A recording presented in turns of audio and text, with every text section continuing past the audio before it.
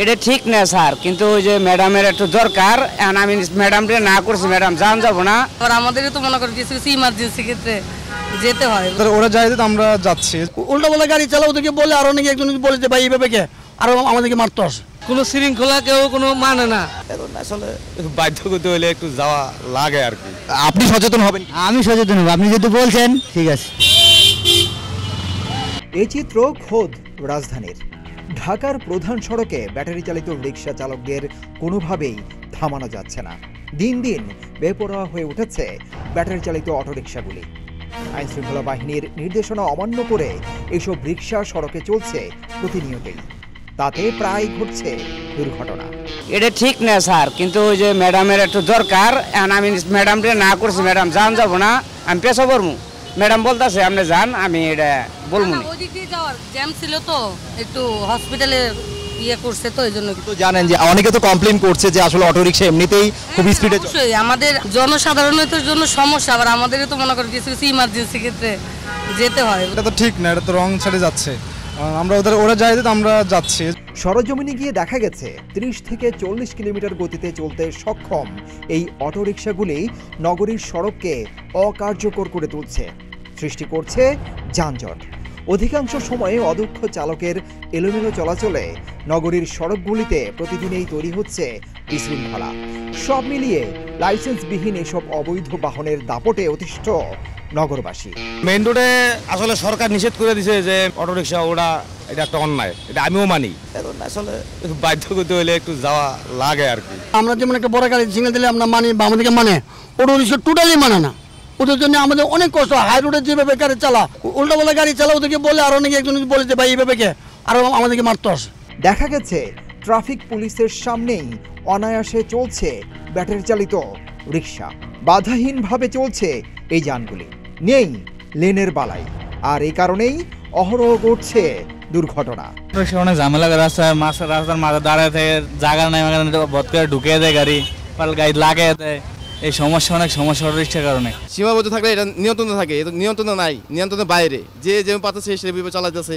যেরকম উল্টা পাল্টা ঢুকাই দিয়া রাস্তা জাম করে বয়ে থাকে। অটো রিক্সাগুলো গুল্লি গেলা দিয়ে চলাই ভালো, মেন রাস্তায় হাই রোডে উঠাটা না উঠা বেশ মনে করি, কারণ ওগো তো মনে করেন ওরাও মরতেছে। ওদিন গাঁও দেখলাম কলেজ গেটে একজন একটা গালা ডাইরেক্ট অটোওয়ালাকে ডুল্লা দিয়ে গেছে, দোষ অটোওয়ালারই।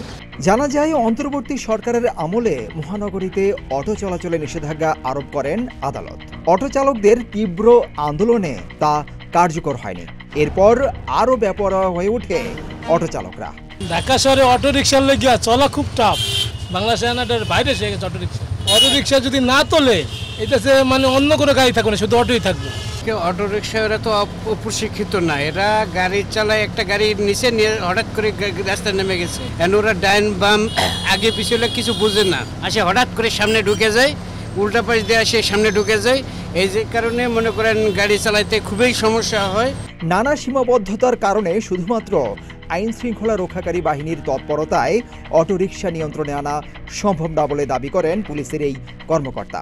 তিনি বলেন, আমরা যাত্রীবেশে অটোরিকশায় উঠি তাদের অনিয়ম দেখার জন্য, পরে নিয়ম ভঙ্গকারীদের বিরুদ্ধে শাস্তির ব্যবস্থা করা হয়। মাঝে মধ্যে যেটা দেখা যায় যে আমি বা আমার সহকর্মীরা আমরা কাজ করতে যে সফল হচ্ছি কিনা, অটোরিকশার ব্যাপারে আমরা সফল হচ্ছি কিনা এটা পরীক্ষা নিরীক্ষা করার জন্য আমরা সিভিলেও অনেক সময় অটোরিকশাতে উঠে যাত্রী সেজে আমরা যাতায়াত করে থাকি। তো যাতায়াত করার সময় আমরা হয়তো কোনো একটা প্রধান সড়ককে লক্ষ্য করে বললাম যে আমরা ওই সড়কটাতে যেতে চাই, এবং দেখি যে অটো চালক যারা আছেন তারা কি খুব স্বাচ্ছন্দ্য বোধ করেন কিনা। প্রায়শই যেটা দেখেছি যে যেতে থাকলে ওনারা বলেন না, এই রাস্তা দিয়ে যাওয়া যাবে না, এখানে সার্জেন্ট ধরে। পরিসংখ্যান বলছে গেল এক বছরে রাজধানী সহ সারা দেশের সড়কে 3 চাকার বাহনে দুর্ঘটনা 900-রও বেশি। হতাহতের তালিকাও বেশ বড়। আর এদিকে ঝুঁকিপূর্ণ এই বাহনটি বন্ধে সরকার বিভিন্ন সময়ে নানান উদ্যোগ নিয়েছে, কিন্তু কার্যকর হয়নি।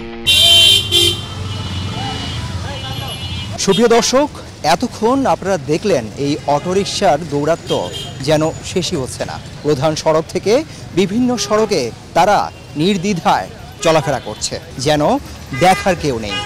আর এদিকে ভুক্তভোগীরা বলছেন, সরকার এখনই যদি বাস্তব পদক্ষেপ না নেয় তাহলে অনেক বিপদের সম্মুখীন হতে হবে রাজধানীবাসীর। দেশ ঢাকা।